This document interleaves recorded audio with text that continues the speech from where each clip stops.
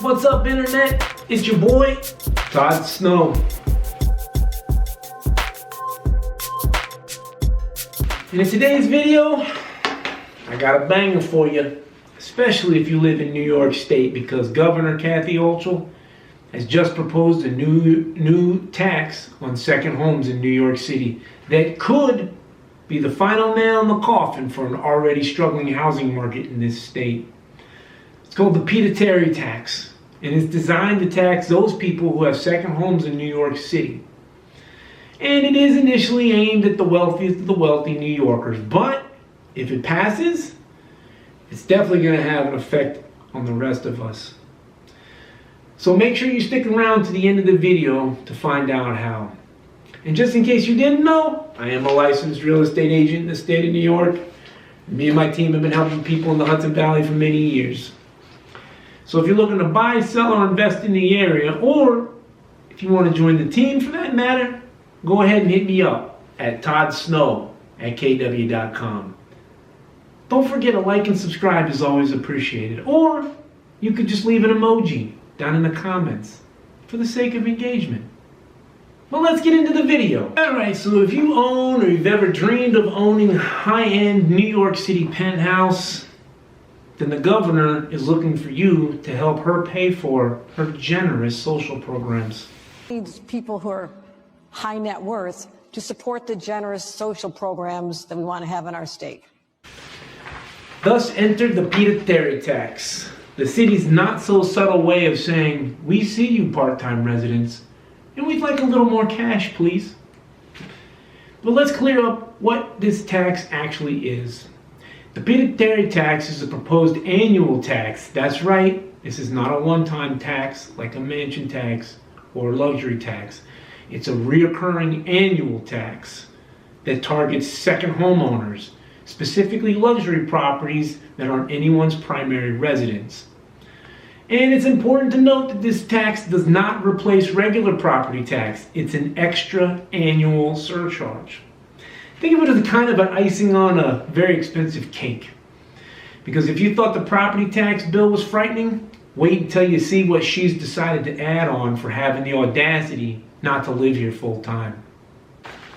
So who's in the crosshairs? The current proposal targets properties in New York City worth $5 million and up, owned by folks whose primary residence is anywhere but the Big Apple. I want you to think about luxury condos, co-ops, and townhouses where people only visit for New Year's Eve parties or to remind themselves what snow looks like. Because if you're a full-time New York City resident and you own a property worth less than $5 million, or you rent your place out full-time, you can breathe easy. At least for now, because the city isn't after you yet. So I'm gonna go on a limb and do a little speculation here, but in my opinion, this could be a soft rollout for a tax that applies to any New Yorkers that have a second home in other states. And that means you, my snowbirds.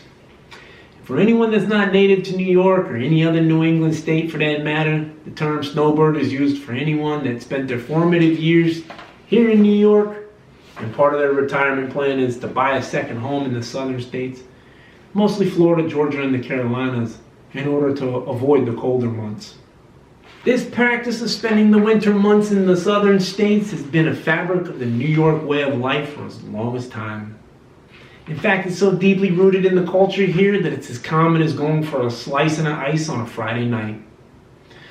You start your family and career off here in New York, you upgrade your housing as your family and job grows, the kids eventually grow up and go off to college and start lives of their own, and you retire and downsize and use some of that sweet, sweet equity to buy a second home in the southern states.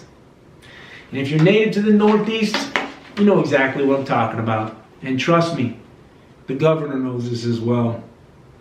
And if this tax gets adjusted to affect anyone who owns a second home out of state, it could potentially price this plan out of reach for millions of New Yorkers.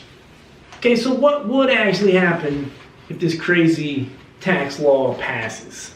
Well, first of all, luxury second homeowners might feel pressured to sell, which could soften the ultra-luxury market and increase high-end inventory. But you gotta ask yourself, Who's going to buy something like that knowing that they're taking on an extra tax burden with an already expensive tax system in place?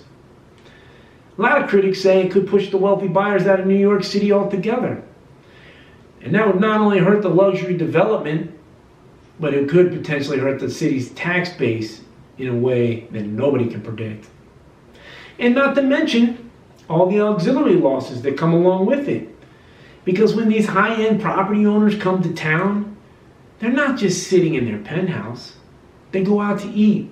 They go shopping. They go to shows. They interact with the public. They spend money. And they do all the things that wealthy people do.